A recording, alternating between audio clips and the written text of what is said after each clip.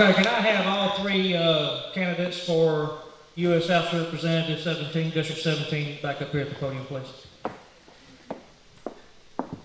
Okay, as I spoke with you before, each one of you will receive a question. It will all be the same question.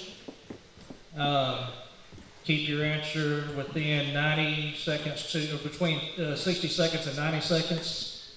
As like I told all the candidates, none of these are questions that have anything to do that would make a candidate look bad. It's particularly about your job.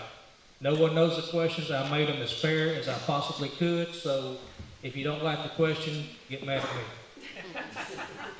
Okay, this is a question I'll pose to all three of you, and you'll be the first to answer, Jason, and I will give you a microphone to answer it with. I'll give you mine. Okay, if elected, what would you do to curb the federal government's overreach of power and return the power to the states and the people? That's a fair question. So, 60 to 90 seconds. okay, great. You know, it's real easy for people to say they want to go in and curb the power of the federal government. What can one member of Congress do? How powerfully can they be motivated? I'm going to tell you right now, and then you'll know what I want to do to curb the power of the federal government. On Saturday, I retired from the Army. I was not at 20 years. I was at 19 years and 7 months. Why did I retire on the 29th? Is it because I'm broken? Maybe. They spent a lot of money to train me. They were happy to keep me and put me in a CMOC or somewhere else. So why did I get out on Saturday? Because if I'd gotten out yesterday or any day since then, the 30th onward, I would be court-martialed. I would be court-martialed for refusing to take a vaccine that I don't need because I've already had the virus. Now, I'm not here to tell you how to, I'm not a doctor.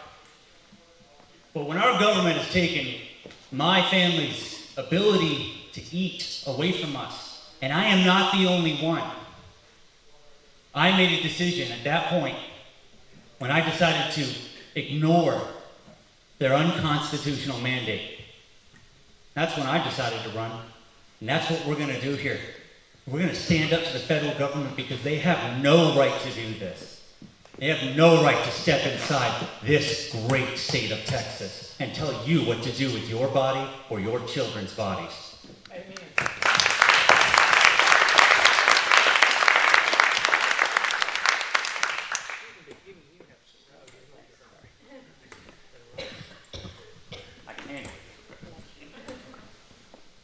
So the question is what will we do to curb the overreach and the out-of-control government? There's no easy answer to that, but one of which is we need a backbone.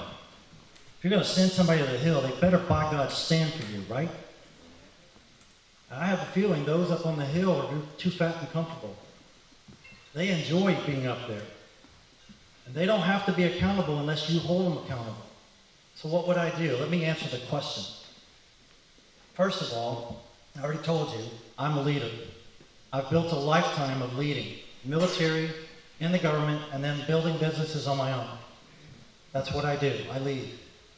Secondly is I understand the government process. I am an outsider with an insider perspective. I've spent my entire career in public service, in DC, on the Hill. I know those people. I know their processes, I know their routine.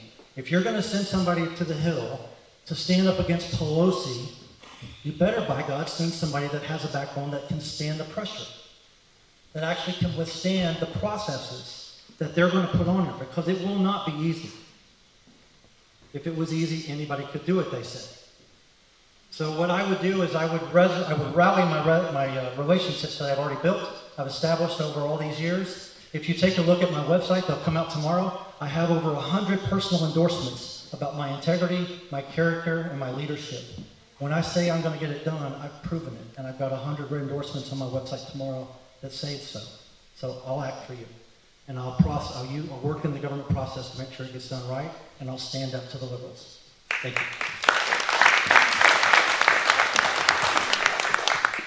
That was a great question, by the way, Scott.